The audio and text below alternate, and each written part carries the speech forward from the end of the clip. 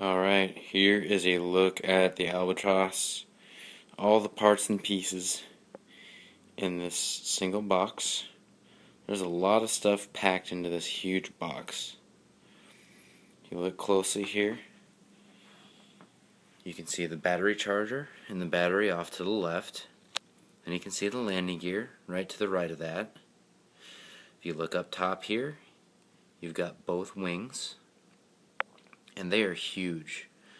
The video, I don't believe, is going to do justice to how big this thing is, especially if you're used to flying microplanes like the Champ or any others. This is going to seem huge to you. Speaking of huge, look at that horizontal stabilizer. This is my hand, okay? I don't have small hands. They're not ginormous, but they are definitely not small. Large gloves. Alright, so that's pretty big. And below that you've got the fuselage. And my favorite part so far is you've got this little guy here. He's got a scarf. And I'm pretty sure that's going to look badass when he's flying by. And we've got the front end of the fuselage. The prop. That looks pretty cool. Pointed down quite a bit, so I'm pretty sure they're compensating for something. And then up top of that, you've got the plastic motor here. It looks really scale. I'm really liking the way that this thing is looking. So, alright, I'm going to unbox this and show you in probably a little bit more detail how this thing looks. And we're going to go from there. Alright, so now we're going to take a closer look at the fuselage of this. See, the horizontal stabilizer slides in right there. And if we look a little bit closer, you will see the pilot figure right there with his little scarf. And you'll see the guns. They're mounted on the front along with the engine. Then you got your prop. Here's probably the most noteworthy part of this whole thing right here. You've got your battery bay right here. And then you see in there you've got your AR600 receiver. You notice it's buried in there pretty far. So there's an extra long bind plug that comes along with this thing. Extra long. I'm not exactly sure how it's going to work yet, but something that I noticed, it stood out, and it's pretty cool / weird. Alright, so the next thing we've got here is our lower main wing, and it is just huge. I'm used to microplanes, so, and I've got the Parkzone Wildcat, which is not small by any means, but this thing is huge. Almost 43-inch wingspan. You've got a nice look at the top wing. Got some nice stickers. And this is probably the exhaust. I'm not an expert on World War I planes, or World War II planes for that matter. But that would be my guess, would be the exhaust system. For either the guns, the motor, or a combo of the two, because they're both mounted in a similar position. Alright, so onto the horizontal stabilizer. Again, this thing is huge. Its shape is very different than most of the planes that we see today, both in the real world and in RC. Definitely gives this plane a unique look. Big. It's just the only thing that comes to mind is that thing is huge. Then here we go, we've got the battery bay, which goes on the bottom of the fuselage. We've got the stock battery.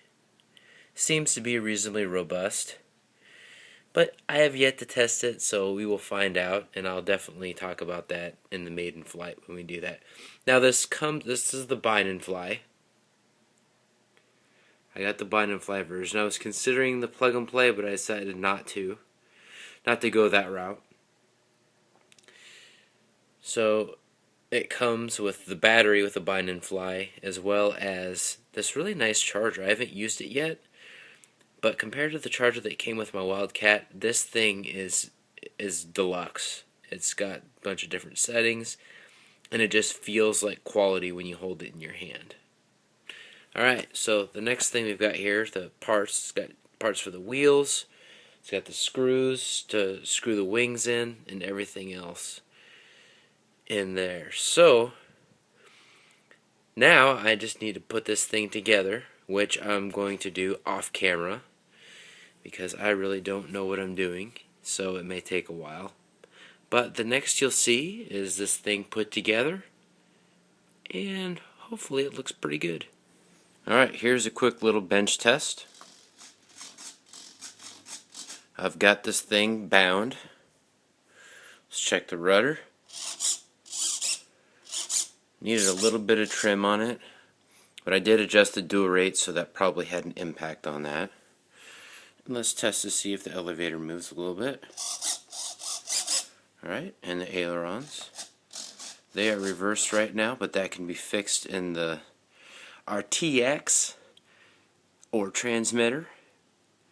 And let's see how the engine sounds here. Let me hold this down with my elbow. Give it a little bit of throttle.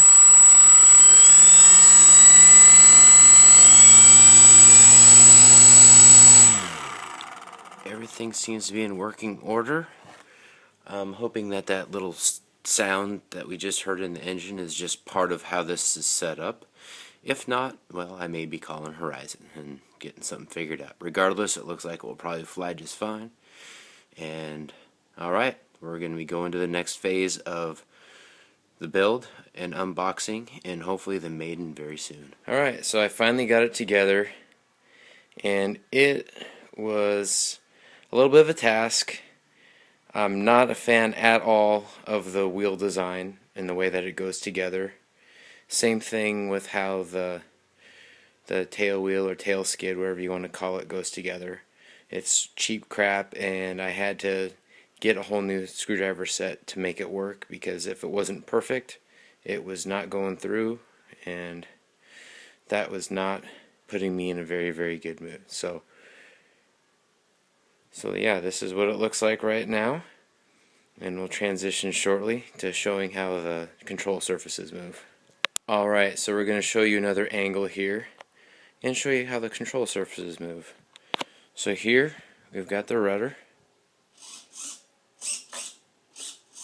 Seems to like to jump a little more to one side than the other, which is common.